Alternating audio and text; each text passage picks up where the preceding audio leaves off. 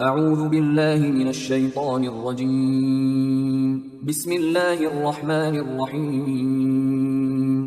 سورہ بقرہ آیات نمبر 258 تا 260 میں تاریخ سے 3 مثالیں بیان کی گئی ہیں جن کا موضوع توحید ہی ہے کہ اللہ ہر چیز پر قادر ہے۔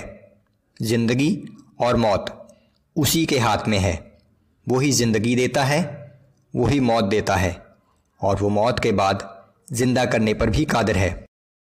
اعوذ باللہ من الشیطان الرجیم۔ الم تر الى الذی حاج ابراہیم فی ربہ ان آتاہ اللہ الملک۔ کیا آپ نے اس شخص کو نہیں دیکھا جسے ہم نے تو اقتدار بخشا، لیکن بجائے شکر گزار ہونے کے وہ ابراہیم علیہ السلام سے ان کے اور اپنے رب کے بارے میں جھگڑنے لگا۔ اذ قال ابراہیم ربی الذی یحیی ویمیت قال انا احیی وامیت۔ جب ابراہیم علیہ السلام نے کہا کہ میرا رب تو وہ ہے جو زندگی بخشتا ہے اور موت بھی دیتا ہے، تو وہ کہنے لگا کہ زندگی اور موت تو میں بھی دیتا ہوں۔ بادشاہ ہونے کی وجہ سے جس کو چاہوں موت کے گھاٹ اتار دوں اور جس کو چاہوں موت کا مستحق ہونے کے باوجود معاف کر کے آزاد کر دوں۔ قال ابراہیم فإن اللہ یأتی بالشمس من المشرق فأت بها من المغرب فبہت الذی کفر واللہ لا یہدی القوم الظالمین۔ ابراہیم علیہ السلام نے کہا کہ بے شک اللہ سورج کو مشرق سے نکالتا ہے، تو اسے مغرب کی طرف سے نکال کر دکھا، سو وہ کافر مبہوت ہو کر رہ گیا، اور اللہ ایسے ظالموں کو راہ راست نہیں دکھایا کرتا۔ پچھلی آیت میں بادشاہ کی طرف سے زندگی اور موت دینے کا دعویٰ کیا گیا ہے۔ اگلی 2 آیات میں 2 مثالوں کے ذریعے یہ واضح کیا گیا ہے کہ اللہ کی طرف سے موت اور زندگی دینے کا اصل مطلب کیا ہے۔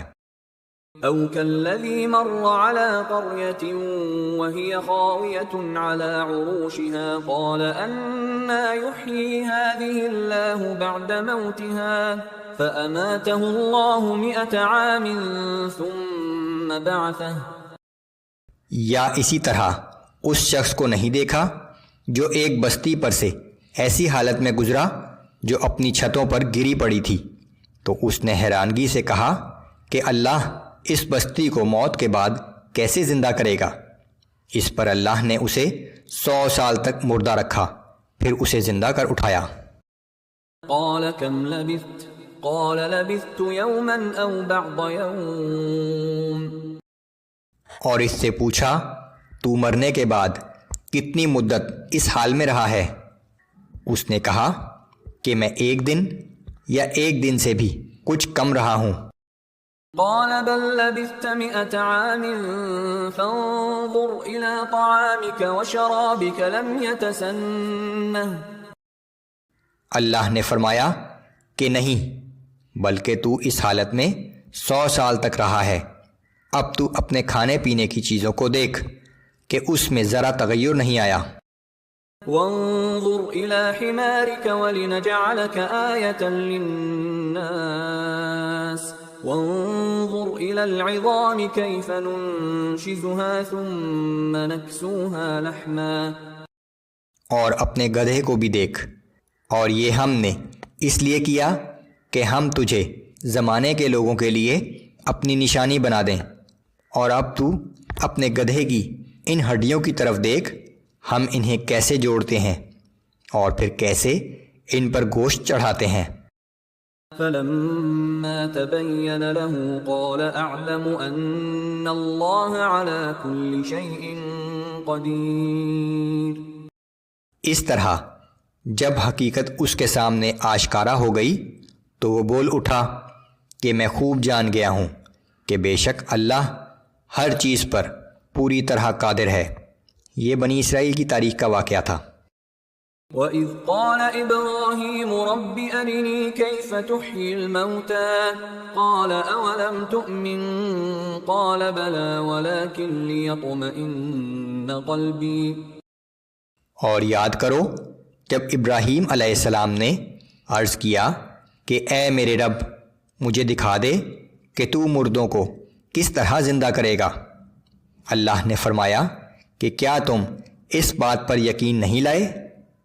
ابراہیم علیہ السلام نے عرض کیا کیوں نہیں، یقین تو رکھتا ہوں، لیکن یہ چاہتا ہوں کہ مشاہدہ کیفیت سے میرے دل کو بھی خوب اطمینان حاصل ہو جائے۔ قال فخذ أربعة من الطير فصرهن إليك ثم اجعل على كل جبل منهن جزءا ثم ادعهن يأتينك سعيا واعلم أن الله عزيز حكيم۔ اللہ نے فرمایا کہ اچھا تم 4 پرندے پکڑ لو، پھر انہیں اپنے آپ سے مانوس کر لو، پھر ہر پہاڑ پر ان کا ایک ایک ٹکڑا رکھ دو، پھر انہیں اپنی طرف بلاؤ، وہ تمہارے پاس دوڑتے ہوئے چلے آئیں گے، اور اس بات کو اچھی طرح جان لو کہ یقیناً اللہ بڑا زبردست اور بڑی حکمت والا ہے۔